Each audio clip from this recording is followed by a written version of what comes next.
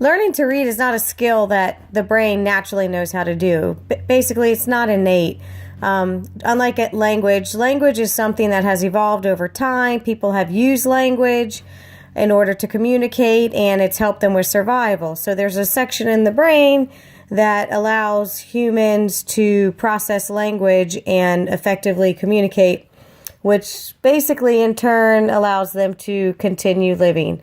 Reading is not something that is thought of as helping us to survive. It's basically a newer idea, a newer skill that humans have learned to adapt to. There are parts of the brain that are involved in reading. You have the visual processing system, and that scans the word, and it's able to see the word. And then you have the auditory processing system, and that sounds out words so that we're able to hear the sounds in each word. And then you have the frontal lobe that takes all the information and puts it together to make meaning.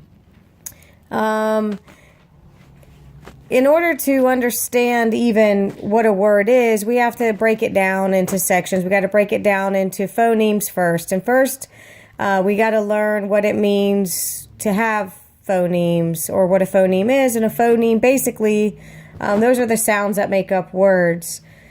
Then you have to take those sounds and you have to put them together, and you got to construct them to make words. So, for example, if you take the sound k, at, and you string that together, then you end up with the word cat. So that would come in with phonics. And then after phonics and the sounding out of words and figuring out how to make a word from the sounds, then you got to get what's called vocabulary. Vocabulary is how we take mental pictures and we put it to words, and then we're able to figure out what a word means.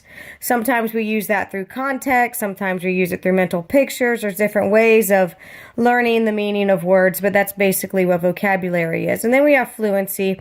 Fluency is how fast, I shouldn't say how fast, but how automatic reading becomes. And the more automatic it becomes, the more you recognize the word, the more you're able to understand what you're reading, which comes to our next skill, which would be comprehension.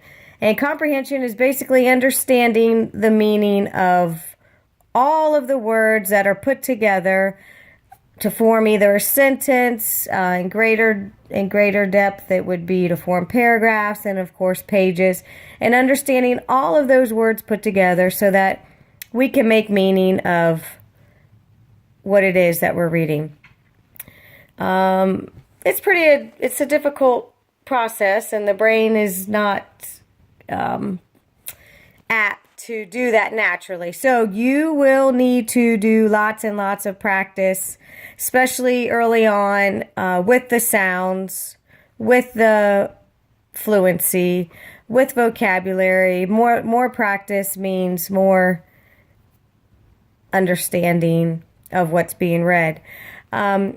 Just to talk about some, to talk about a reading program that was used at our school. We did use, when I first started teaching, we used what was called the 4 blocks. And it was for 1st through 3rd grade. I'm now teaching 5th grade, and we've kind of evolved away from the 4 block system. We're basically doing a more standards-based curriculum where we're creating our own curriculum based off of the standards required by the state. However, the 4 blocks program is what I was using when I first started teaching. It was published by a company called Carson DeLosa Publishing Company back in 2000.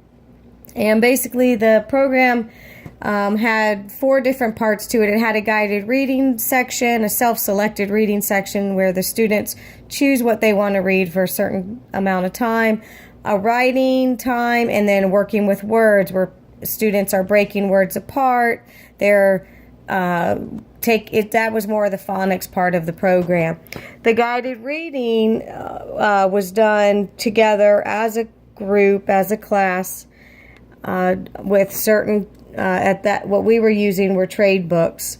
And we would work together, and we would do choral reads, we would do echo reads, we would do independent reads, and During that time, we were processing the information. We were practicing our fluency. The self-selected reading was where students were able to choose whatever type of book they wanted to read during that time, and they would read that book, and I would sit with them and I would listen to them read, and I would conference with them to find out information about their book. The working with words is when you take words and you break them apart. So for example, we would have some days where we had cards with letters on them. For example, we might have the letters D-L-O-T, and they would have to put those letters together to make words. They could make dot, they could make lot, they could make told, they could make old, as many words as they could to make, they